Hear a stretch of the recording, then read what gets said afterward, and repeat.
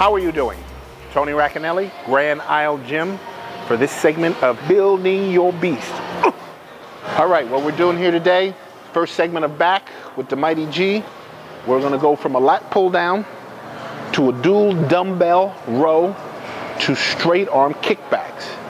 So Ralphie has a wide grip, pulls it to the collarbone, he applies pressure and pulls the bar apart in order to engage the lat. In the dual dumbbell row, full extension, rotation. Notice how he is squeezing the back together. Really, really important.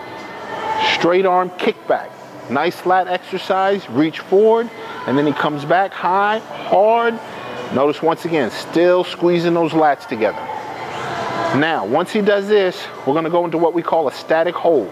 That is where we're gonna hold the rep for 3 seconds in the contracted position.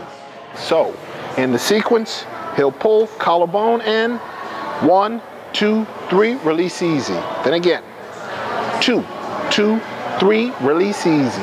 5, 2, 3, release easy. One more. 6, 2, 3, give me 6 reps and watch him pull. 1 and 2 and 3 and 4 and 5 and 6 and up. Now the lat pull down is the compound movement of the whole movement.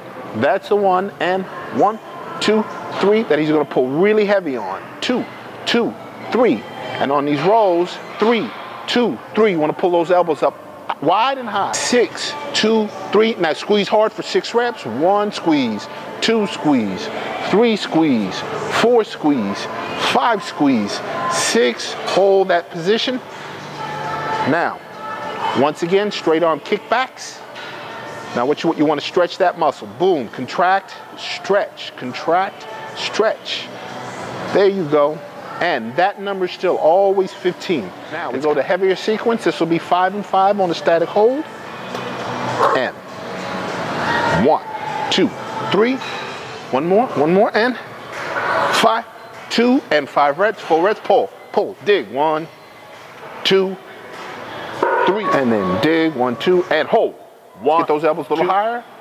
2, 2, 3, and 5, 2, 3, and pull. 5s. 1, 2, there you go. Squeeze, 3, squeeze, 4, squeeze, and down easy. All right, now, what one has to understand, when you're training, this is constantly a fight against resistance, a fight against fatigue. And the key is, at the critical peak of exertion, one must squeeze and one must hold their position. All right, real important. We're bodybuilders. We are flexing muscles, not lifting weights. And there's a difference in terms of how you're attacking it. And the end product is really what makes the difference. We've gone through our superset. Now we're gonna do an isolation move. Reverse cable crossovers. And we're gonna do what we call progressives. Weight isn't as important as form. We're trying to hit the thoracic area of the trapezius. Keep your chest up high, rotate from the shoulders, not the elbows. And we're gonna do what's called a progressive, where we're working partial reps. We'll take a really short break. 4, 3, 2, and he reaches high, he pulls, partial rep back, and then all the way down. And that's 1. That's 2. 7, 8, 9, 10, and short break. Now we're gonna do a progressive where we work from the eccentric position. Now we take our 10, 15-second rest. He begins up at the top, full extension. He's partial, back together, and then all the way down. That's 1. 8, 9, 10, and relax.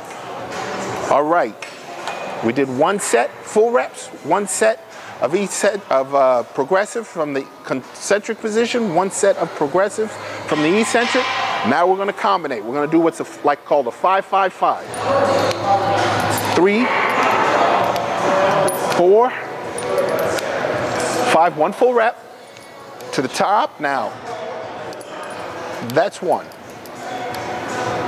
2, 5 full reps. 1, 2, 3, 4, 5. Pairs is where you combine 2 compound movements. You do 1 rep of each, and that is a pair. We use those for conditioning, and we also use those for mass. So today, we're gonna use a pair of bent row to a deadlift. And there is no predetermined number of sets involved with this. We're looking to hit a maximum load. This is about the lift. And we're just gonna go until he can't get any more, and it will be a slow progressive pyramid.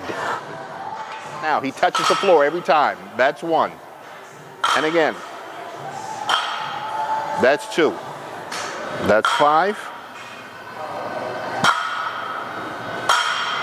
That's 6. Okay, now we'll let him take a rest. We'll increase the load. I'm gonna go up 20 pounds.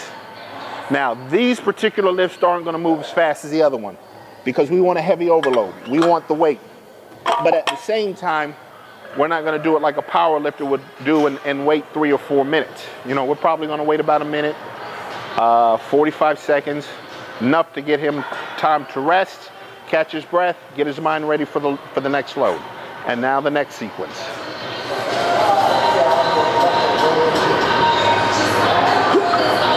And 1. And 2. And 6. And relax. There you go, Ralphie.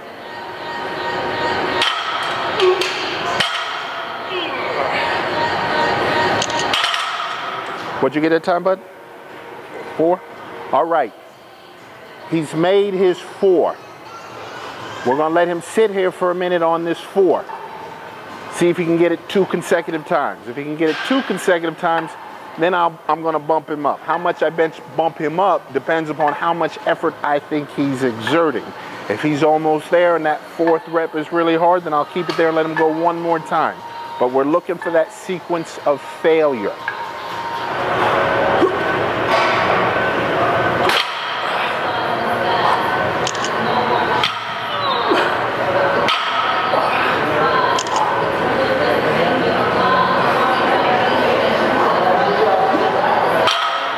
What'd you get?